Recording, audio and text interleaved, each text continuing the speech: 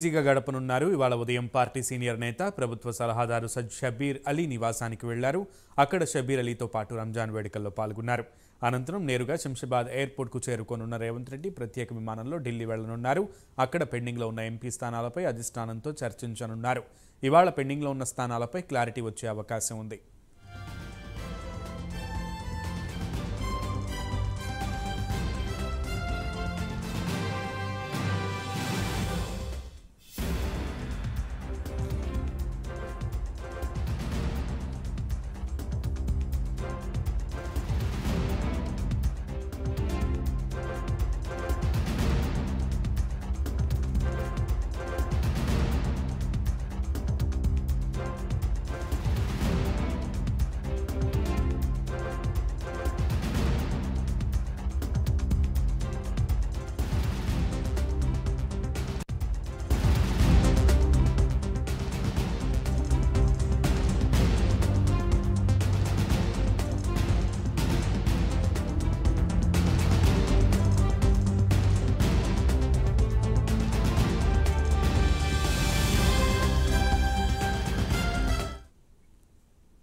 నేడు సీఎం రేవంత్ రెడ్డి బిజీగా గడపనున్నారు. ఇవాళ ఉదయం పార్టీ సీనియర్ నేత ప్రభుత్వ సలహాదారు షబ్బీర్ అలీ నివాసానికి వెళ్లారు. అక్కడ షబ్బీర్ అలీతో పాటు రంజాన్ వేడుకల్లో పాల్గొన్నారు. అనంతరం నేరుగా శంషాబాద్ ఎయిర్పోర్ట్కు చేరుకోనున్న రేవంత్ రెడ్డి ప్రత్యేక విమానంలో ఢిల్లీ వెళ్లనున్నారు.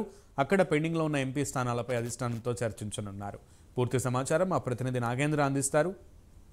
నాగేంద్ర. Thank you Sunil. ఈరోజు సీఎం రేవంత్ రెడ్డి బిజీగా గడపబోతున్నారు. ముఖ్యంగా ఒకవైపు పార్లమెంటు ఎన్నికలు సమీపిస్తున్న వేళ ఆయన వరుసగా సమీక్ష సమావేశాలు, అదేవిధంగా అధిష్టాన పెద్దలతో వరుసగా సమావేశాలు ఏర్పాటు చేస్తున్నటువంటి పరిస్థితి ఉంది.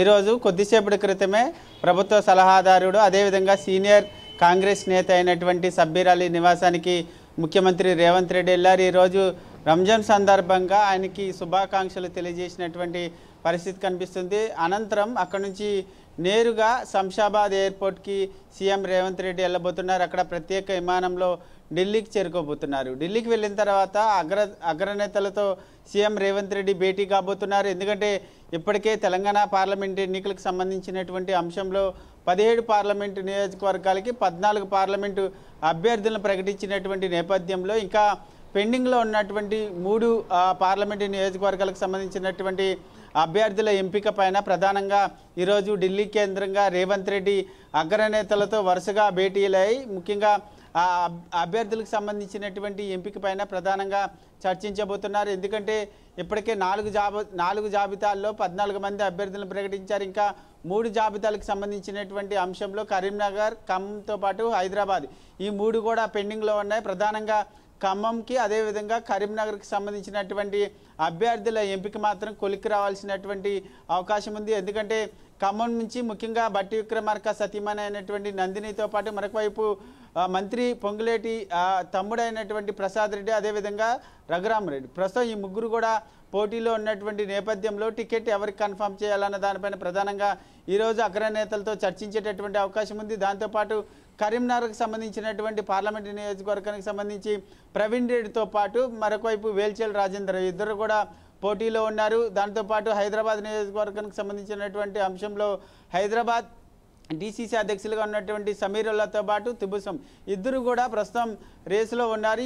ఈ 3 పార్లమెంటు నియోజకవర్గాలకు సంబంధించి అభ్యర్థుల ఎంపిక ఈరోజు ఒక కొలిక్కి వచ్చేటటువంటి అవకాశాలు అయితే కనిపిస్తున్నాయి.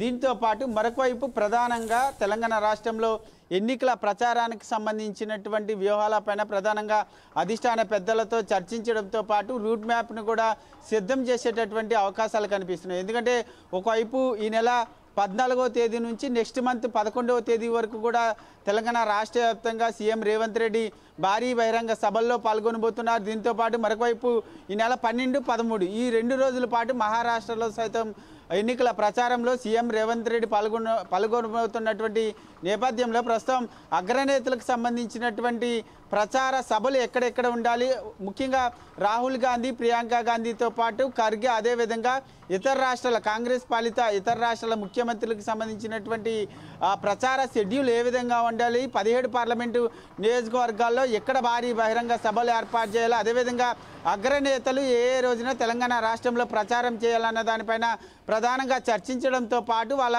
ప్రచార వ్యూహాలకు సంబంధించి ప్రచార రూట్ మ్యాప్కి సంబంధించినటువంటి అంశం పైన కూడా అగ్రనేతలతో చర్చించిన తర్వాత రూట్ మ్యాప్ని సిద్ధం చేసేటటువంటి పరిస్థితి కనిపిస్తుంది. ముఖ్యంగా దీంతో పాటు మరొక వైపు ఈ 3 నియోజకవర్గాలకు సంబంధించి మరొక 2-3 రోజుల్లోనే అభ్యర్థుల్ని ఫైనల్ చేసి ప్రకటించేటటువంటి అవకాశాలు అయితే కనిపిస్తున్నాయి. ఎందుకంటే ఇప్పటికే ఒకవైపు బీఆర్ఎస్, బీజేపీ 2 పార్టీలు కూడా 17 పార్లమెంటు నియోజకవర్గాలకు సంబంధించి అభ్యర్థులను ప్రకటించినటువంటి నేపథ్యంలో కాంగ్రెస్ పార్టీ మాత్రమే ఇంకా 3 పార్లమెంటు నియోజకవర్గాలకు అభ్యర్థులను ప్రకటించాలి.